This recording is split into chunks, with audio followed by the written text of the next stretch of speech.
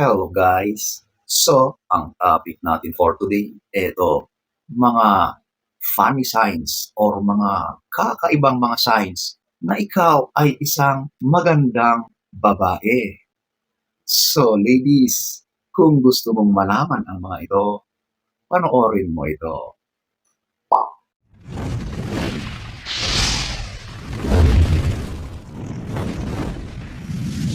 So, huwag na tayong magpaligoy-ligoy. Ating aalamin. Number one, eto, yung pango. Wah! Bakit anong koneksyon ng pango sa kagandahan? Sabi nila, kapag pango daw, cute, ang cute daw tignan. So, madalas kasi kapag cute, naa-align din yon sa pagiging attractive or maganda. Di ba? At pansinin nyo, marami sa mga kababaihan ang medyo hindi matangos ang ilong pero naman ang ganda nila, di ba? So ladies, kapag ikaw ay hindi pinagpala sa ilong, malamang pinagpala ka sa overall na itsura mo. Okay? Kaya huwag kang mag-alala. Maganda ka pa rin sa paningin ng ibang kalalakihan. Kahit medyo pango, okay na. Maganda ka naman, di ba? Number one.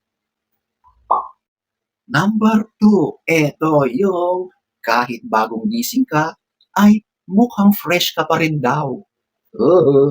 Kapag marami ang nagsasabi sa iyo ng ganitong komento, aba, maniwala ka kasi totoo ang sinasabi nila. Alam mo ba, yung feeling haggard na haggard ka pag gising mo, pero sinasabihan ka pa rin na fresh ka. Siguro nga, 'di ba? Kasi meron talagang mga natural na kagandahan na kahit bagong gising ka or kagagaling mo lang sa higaan, ay nakikita pa rin yung kagandahan mo, 'di ba? Madalas kasi kapag yung mga bagong gising, yung kagagaling lang sa higaan, kapag nakita mo sila, literal na mahagard, literal na hindi maganda ang mga itsura. Pero kapag ibang tao na ang laging nagsasabi na ang fresh mo pa rin, ang ganda mo pa rin, eh aba, sigurado ngang maganda ka. Kasi ibang tao na ang nagsasabi sa iyo. Kaya pag gising mo sa umaga, humarap ka sa salamin. Number two. Number three, eto, yung madalas kang utangan.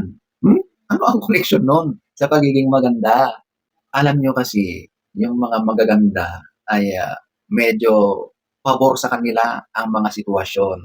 At pagdating sa trabaho, minsan ay sila yung nagkakaroon ng opportunity. Pagdating sa mga racket, sa pinagkakakitaan, mas nagiging pabor sa kanila or may advantage sila doon sa mga hindi masyadong pinagpala. Kaya pagdating sa utangan, ay marami din ang nag-aakala na ikaw ay may pera, di ba? Of course, hindi naman totoo yan. Pero yun ang pag-aakala ng iba, di ba? So, kapag madalas kang inuutangan or may mga nag-a-attempt na magsabi sa iyo na pahiram naman, kasi nga, maganda ka. Kawawa sa mga maganda, ano? At least, akala nila mapera ka, di ba? O, yun ang advantage nun. So, ayan po ang number three. Number four, eto yung kapag sinasabihan ka na kahit nagagalit ka, ay sinasabi pa rin nila na, "Ang cute mo kapag galit." Alam niyo, parang nakakaloko, 'di ba? Pero may mga tao talaga na sinasabihan ng mga ganyan. Kasi totoo naman, 'di ba, na may mga tao na kapag nagagalit ay parang mas lalo silang nagiging cute or parang hindi nila bagay ang magalit, 'di ba? May mga tao na ganyan, 'di ba? Kaya kahit galit na ay binibiro pa rin na, "Uy, ang ganda niya." May katotohanan 'yon, okay? Kasi hindi naman nila sasabihin na cute ka kapag talagang mukha kang ewan, 'di ba? So, maniwala ka, may katotohanan ang mga sinasabi nila na ikaw ay maganda, cute.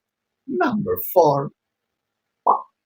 Number five, eto yung laging may libreng pagkain. Oh, alam niyo, may connection kasi yan eh.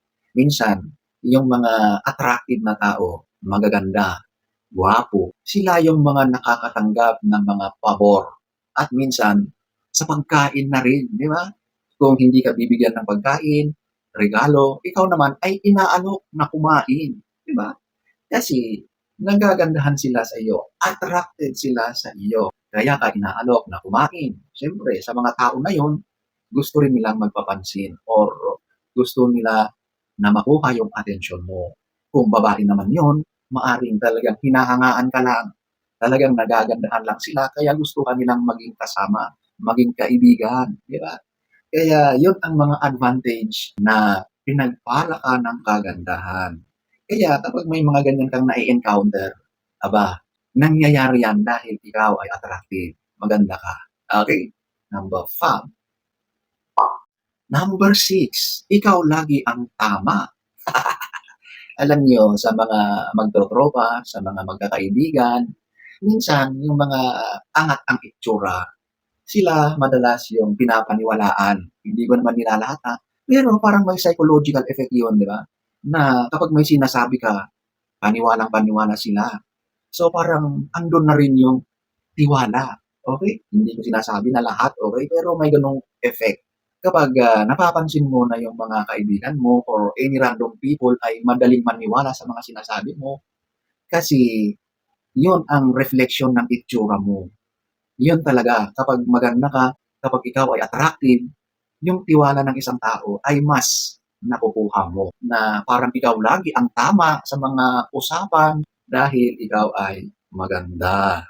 So advantage yan sa mga ganyang sitwasyon. Of course, hindi lahat, pero nangyayari talaga yan, di ba? So ayan po, ang number 6.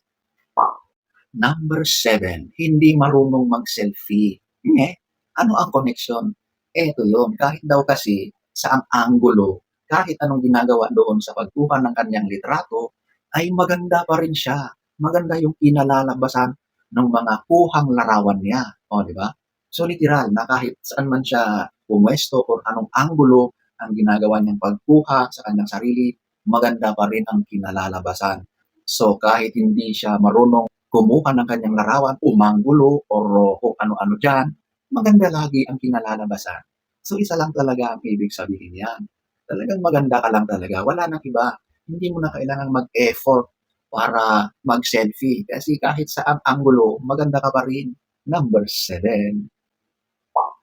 Number 8. Marami ang may crush sa iyo sa comments. So, di ba? Marami talaga yan sa social media. So, kapag tinignan mo, in-scroll mo lahat yung comment section, marami doon ang mga nagpapahiwatig. Puro naman heart, di ba? At paulit-ulit yung mga comments na yun, napakarami. Ibig lang talagang sabihin, talagang sila ay nagagandahan sa iyo. Okay? Kasi marami kang tagahanga. Maraming nagpapahiwatig doon ng kanilang intention or sabihin natin mga nagbabakasakali na mapansin mo, di ba? So, kapag ikaw ay pinuputakti ng napakaraming mga love comments, maganda ka talaga. Okay? So, ayan po ang number 8.